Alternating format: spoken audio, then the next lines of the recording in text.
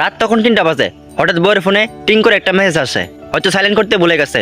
ওর phone সবসময় সাইলেন্টই থাকে। আমি পাশ ফিরে শুয়েছিলাম, বুঝতে পারলাম যে ও মেসেজের রিপ্লাই দিচ্ছে। তবুও আমি না জানা বাং করে শুয়ে আছি। প্রায় 30 মিনিট পর ও চ্যাটিং করে মোবাইল রেখে ঘুমিয়ে পড়লো।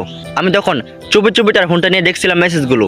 যদিও এটা উচিত না, একে বউকে সন্দেহ করা হয়, কিন্তু স্বামী হিসেবে আমার কর্তব্য বউ কোনো ভুল করছে কিনা তা দেখা। হ্যাঁ, যা ধারণা করছিলাম তাই, পুরনো প্রেমিকের মেসেজ, কিছু মায়াবী কথা আর কান্নার ইমোজি। ঘরে তখন ডিম লাইট জ্বলছিল। আমি ডিম লাইটের নীল আলোয় তার মুখটা দেখছিলাম, মায়াবী কিন্তু কষ্টের ছাপ লেগে আছে। এতদিনের ভালোবাসা হয়তো এত তাড়াতাড়ি ভুলতে পারছে না, কিন্তু ছেলেটির উচিত তার সাথে যোগাযোগ বন্ধ করা, কারণ সে এখন অন্যের বউ। আমি যদি এই কারণে বউকে অপমান করি, কষ্ট দেই, তাহলে এটা ঠিক হবে না, কারণ এর জন্য ছেলেটি দায়ী।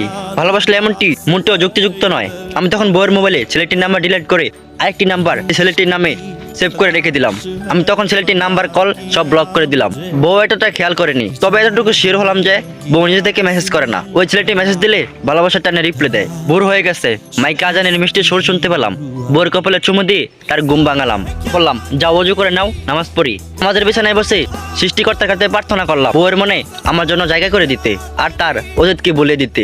তখনই মোনাজাত শেষে বউ আমাকে বলল, আমাকে নতুন একটা সিম কিনে দিবা, যে নাম্বারটা তুমি, আমি আর বাবা মা ছাড়া আর কেউ জানবে না। সৃষ্টিকর্তা আমার প্রার্থনা কবুল করছে দেখে চোখ থেকে দুফোঁটা জল মাটিতে গড়িয়ে পড়লো। সত্যি ভাই, এটা ঠিক না। আপনি যাকে ভালোবাসবেন তাকে সর্বোচ্চ চেষ্টা করবেন বিয়ে করার জন্য, কিন্তু যখন সে অন্যের বউ হয়ে যাবে তখন তার পিছনে সময় না দেওয়াই ভালো, কারণ সে এখন অন্যের বউ।